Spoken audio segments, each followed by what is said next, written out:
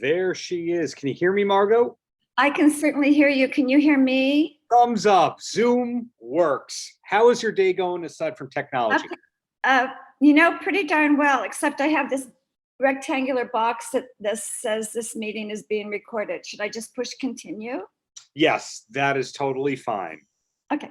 I have been here for 10 minutes making sure that Sorry to keep you waiting. More than that.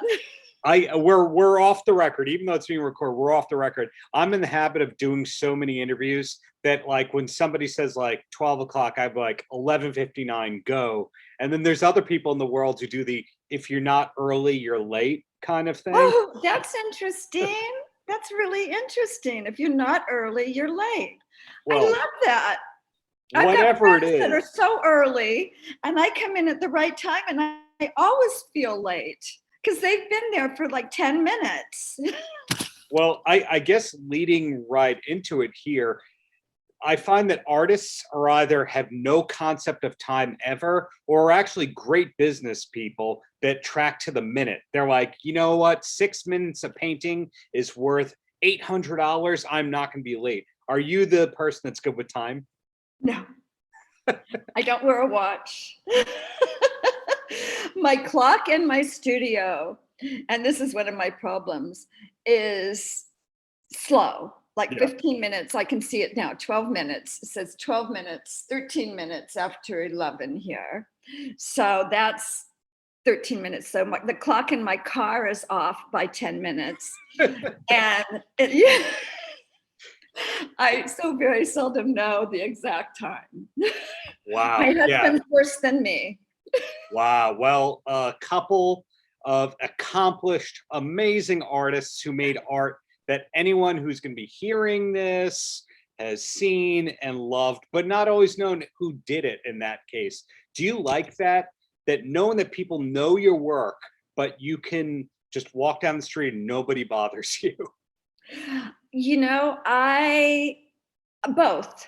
I love it when I'm recognized, but nobody ever recognizes me from the Van Halen poster, but they recognize me from just doing interviews all the time. And we have this studio that's in this huge building full of artists. And since we've moved to Des Moines, Iowa, we've gotten like a ton of recognition, having record shows and things like that. And so it's really fun, but it's people in Iowa primarily. If I was still in LA and people were coming up to me, I probably wouldn't, I'd probably get a little concerned. Yeah. But it's fun.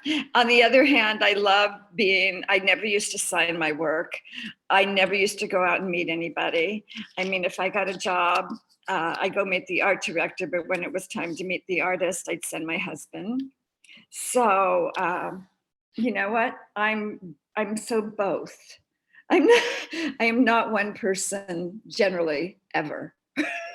As a hard rock and metal aficionado, I know that Slipknot is from near there. Are there other artists or entertainment things of note from the Des Moines area that we should know about besides Slipknot? I don't know anybody as popular as Slipknot, but I know we have so many musical artists here. Mm-hmm. And on a weekend, there may be like 150 places that have singers. And you can't go to them all, but, most of them are, I don't want to say inconsequential, but, nobody really knows any of them. But Slipknot, didn't somebody just pass away in Slipknot? Yeah, they've had some bad luck in terms of people dying young in that band.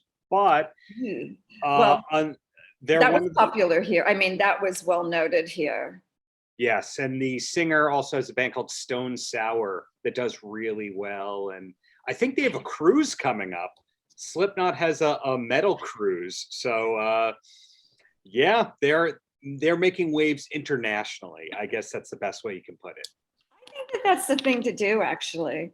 You have fun, you go on a cruise, and and you entertain and you get paid. Exactly. But hey, the focus is on you, not Slipknot, not Iowa here. So people that are going to be initially listening to this go, yes, Margo did the 1984 album, but you also did albums like Fleetwood Mac, Stevie Wonder, so many greats. But any idea what specific project it was that led you into being able to do the 1984 album, that someone saw it and went, hey, that's the person? I do. And it's really, it's really fun because it was so serendipitous. Mm-hmm. And what happened was, I think I got the job because the band wanted 4 dancing chrome women and nude. Yeah. Or scantily clothed, I guess. Anyway, but I had done so much metal illustrations that people just automatically called me in the advertising and the record business. I mean, they knew it was going to be good, whatever I did. And so Rick, I think it was Rick Serini, one day called me from Warner Brothers and asked if I would do the album cover for the upcoming Van Halen album. And they wanted 5 dancing chrome women. And so, you know, I think I was really nice about it, but I said, no, thank you. And I thought that was it, never thinking anything else about it. I wasn't even that familiar with Van Halen. I had done something before for, I think, a billboard, but that was it. And of their logo in metal, by the way, it was a V, a big V. Yeah. And so about 2 hours later, Rick Serini, the art director at Warner Brothers, called my husband and asked me if he would go and take my portfolio over to the band the next day. And, you know, being a girl, it's like, I just said no, and he didn't listen to me. Anyway, Jay took my portfolio over to the band, and they were thumbing through. And what they stopped on was this illustration, the only illustration in my portfolio that had never been used commercially. Mm-hmm. Well, it had been used. I did it for this reference book called the LA Workbook. And it was like a 2-volume, huge, thick book, but it just gave references for photographers, designers, illustrators, makeup people, everybody. And so at that time, the designer asked me if I would do a divider page. And I said, sure, because they always got artists to do those. Not always, but this particular year they did. Mm-hmm. And I picked out photorealism, and you had to pick out a style of art. So I'd always wanted to do something that looked real, but could never be real. And I got my girlfriend at that time to let me photograph her son, Carter Helm. And he was probably about 3 years old. And I went out with Dippity Doo and with candy cigarettes. Yeah. I mean, a big bag of candy plus candy cigarettes. And I put the Dippity Doo on his hair to make him look like he had, well, a really cool haircut. And then he had a tantrum for about 45 minutes. My girlfriend said, just wait. And so I brought out the candy and we went outside, and, you know, the rest of that was history. Anyway, so I did Carter sitting. I changed the picnic table, the sky, and I added a wing. And that's really all I did. And that was the picture in the book of this little angel smoking a cigarette, kind of looking up to see if God is watching over this little rebel angel. And you know what? I really didn't think much about it. I mean, other than I did what I wanted to do. It got to be a divider page, which is just what they asked for. Mm-hmm. But other than that, I never went any further with it. It was just part of my portfolio. So they stopped on that picture.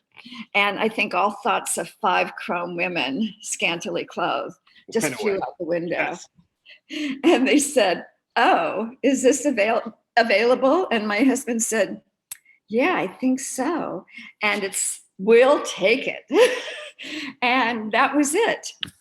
And I must say, I didn't know much about it. People asked me what music I was listening to when I made the illustration. And so truthfully, I say, Neil Diamond. That is fantastic.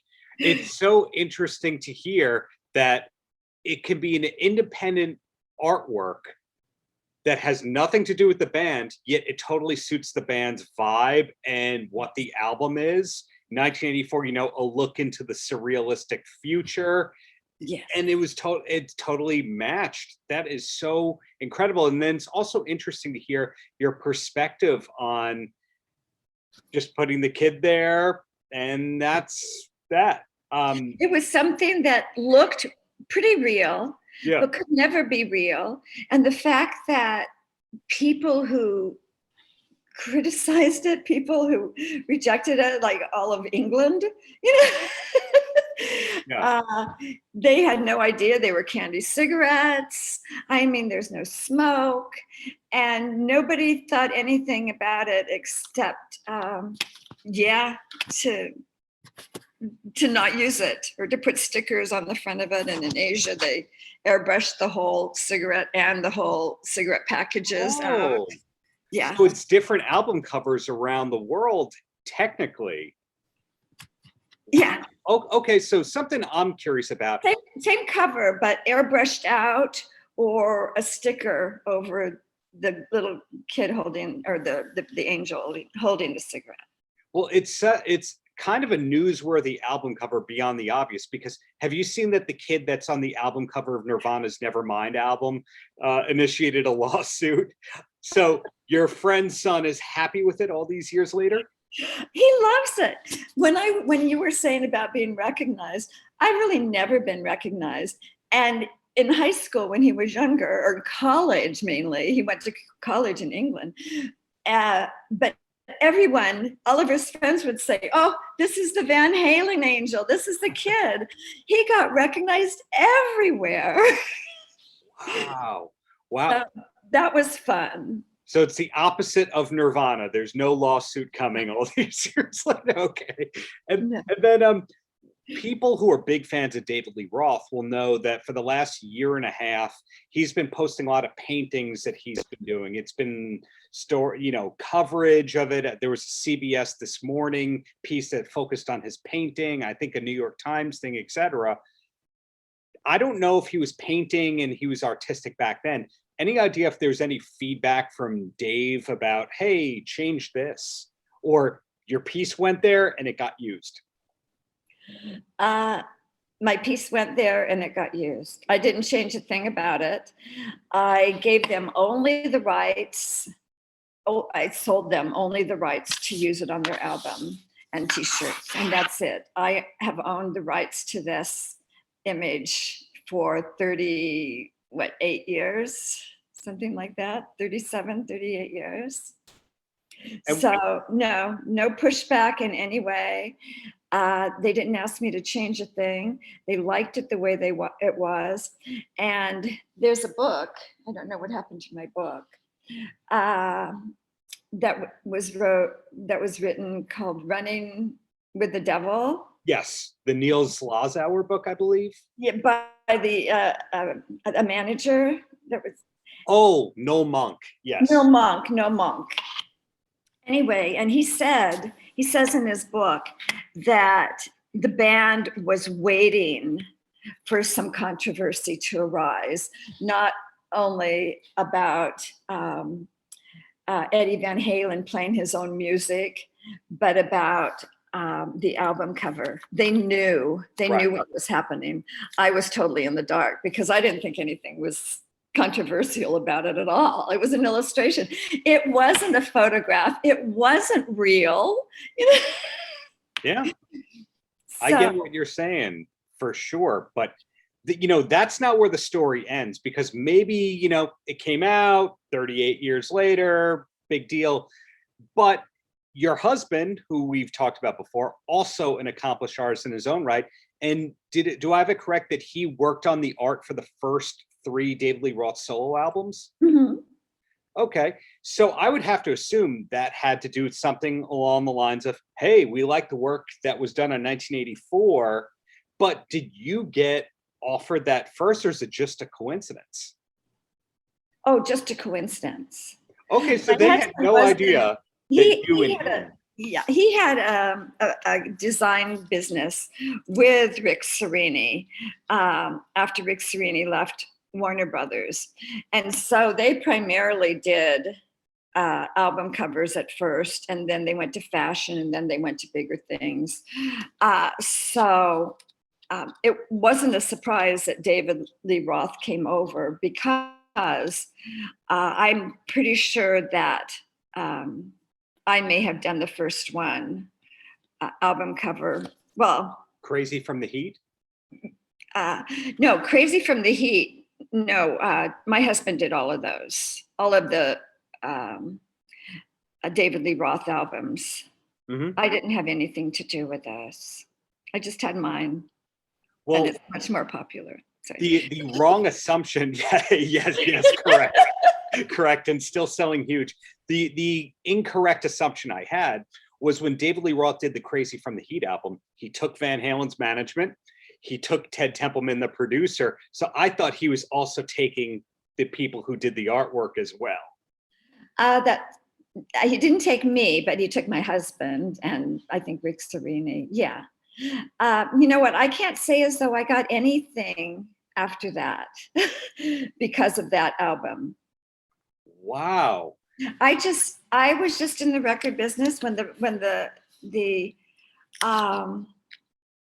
project was right for me. They'd give it to me, and I've done about 18 album covers, mostly mine, but some from my husband, and but mostly from record companies. And I guess I'm going to have to interview your husband eventually about all this, but you have successfully retained ownership of the image, which must be great. Have there been any strange merchandising requests related to the 1984 album cover artwork? No, they've been, most everything was, can we use it in a movie, or can we use it in this book? And that was fine. But no, I see it used, obviously illegally, for silly things like, your cell phone. It's like, I can't go after everybody. And if they like it, they'll know who did it. Did that lead, though, to other people going, we want the person who did the 1984 album cover for our own thing? Or did you just kind of scale back on albums after that? I did get some calls, but, I was ready to scale back because my daughter was born in 1984 also. It was a big year. Yeah. And another album I did for Autograph, it went, I think, something went to #1 on that one. And then Jay did Purple Rain, the logo for that in the movie, or the lettering, and that went to #1. It was 1984 was a big year. And I did, I'm sure, many album covers after that, but not a lot. And people, people call and they want album covers for like $300, $400, $500. And that's, that's, I work so hard that really isn't enough to pay my electric bill. But if the price were right, you would do an album cover for somebody. Yeah, absolutely. Okay, that's an important thing to learn here, because if somebody hears this and goes, I love that album, I wonder if the person who did it is available, and the answer is yes. But where is your focus these days with art? Do you consider a specialty or a kind of project that you mainly work on? Well, I'm sort of all over the place as I was then. I've always been an illustrator. That was number one. I've always done jewelry for a long, long, long time, probably 30 years. I've always dabbled in ceramics and glass. So those four mediums are what I do. So you are a fine artist, as they say. Fine, that sounds good. Some people now use the term mixed media arts, but it sounds like fine arts is more your specialty in your craft. Yeah, I'm not a real mixed media artist, although everything is mixed media. I mean, Yeah. I've airbrushed on my ceramics. Most of my ceramics are resin. I don't know, can you see that? Yeah, That's wow, that's a drippy right. heart. Yeah. So it's a matte medium, and then I have this like glaze lip gloss running down over the top of it. Yeah. So yeah, I just like to do creative things, and I get tired of one thing and I go to the next. And I just finished a portrait of, which I never thought I'd ever do, as portraits of, I mean, not portraits, not of my choosing, of a couple here in town for this man's 80th birthday, of him and his wife, and that is hanging in a restaurant here now. So, I mean, that was definitely because of Van Halen. He saw that and he said, you could do anybody. That's not true. I can't.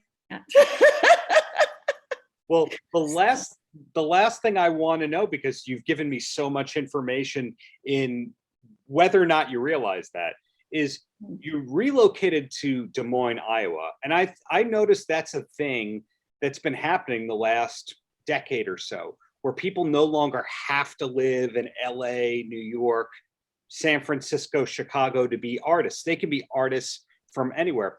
What is it about Des Moines, Iowa that really you enjoy and you recommend and keeps you out there? Well, my husband, who does television commercials, had this producer who was from Des Moines, and he was living in Santa Monica, and decided he didn't want to raise his kids there. So, or his wife was, so they moved back here. And we came to, my daughter and I came to visit, and happened to see this really beautiful house on 34 acres on a quarter mile of river. And you know what? I was ready to retire, sort of. And an artist, let me just say, an artist never retires. Right. You are an artist 24 hours a day. You aren't an artist from 9 in the morning till 5 in the afternoon. Right. You really are an artist 24 hours a day. And so we thought we could do it here. And so while we were here, our daughter, who had just graduated from the Chicago Art Institute, came to live here because she didn't want to go back to LA. And so about 9 years later, my mom wasn't doing well, and we moved back to California. My husband, Jay, and I did, to be with her, to get her over her 100-year-old mark, which we did after 3.5 years.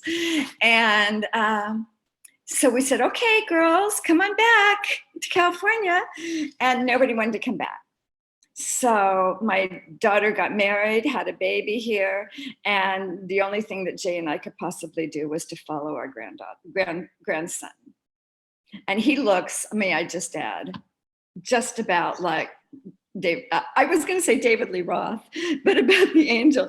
I say that because everybody thought the angel was David Lee Roth. It's possible. There have been some childhood photos of Diamond Dave that have come out over the years, and he doesn't look that different, but it's so interesting that that's your friend's son. Your friend's son is proud of it, because how many people like photos of themselves as a little kid? I hate the photos of myself as a little kid. Do you like them of yourself? Yeah, I don't see that many, but you know what? I just take it or leave it. It's like, okay, that was me then. Well, there you go, Margo. Such a pleasure to connect with you and learn about everything going on. And if there's anything I missed, you'll let me know. But otherwise, Well, you missed one thing. oh, And so, because I retained the rights to Van Halen, 1984 image, yeah. I have a website called Van Halen 1984, where you could purchase prints, prints, signed, numbered, limited edition prints of my work right here. Yeah. And last year, when Eddie Van Halen passed away, I did a tribute of the print for him and put tears in the angel's eyes. And I was going to show you. Oh, okay. That is a substantial thing that I missed. Just a little bit right there of you preserving the legacy. And there's the tears. Yes. Yes. And so I sell them with or without tears. And that's why I was sort of so upset when Eddie died. I sat here in my studio and I just cried. And all of a sudden I realized I'm just crying by myself. I really want someone to cry with. And that's when I put angels in, or tears in the angel's eyes. And so I felt better. And it just sort of went viral. And I just sold a zillion of them. And it's really wonderful. And his anniversary is coming up. Yes. On the 6th of October. Yeah. Yeah, it's going to be a sad day again. It is, to say the least. But thank you for having made such excellent, timeless artwork that we're still talking about all these years later and probably going to be talking about for decades to come. Thank you so much. I appreciate it. And it's nice talking with you. Paltrocast.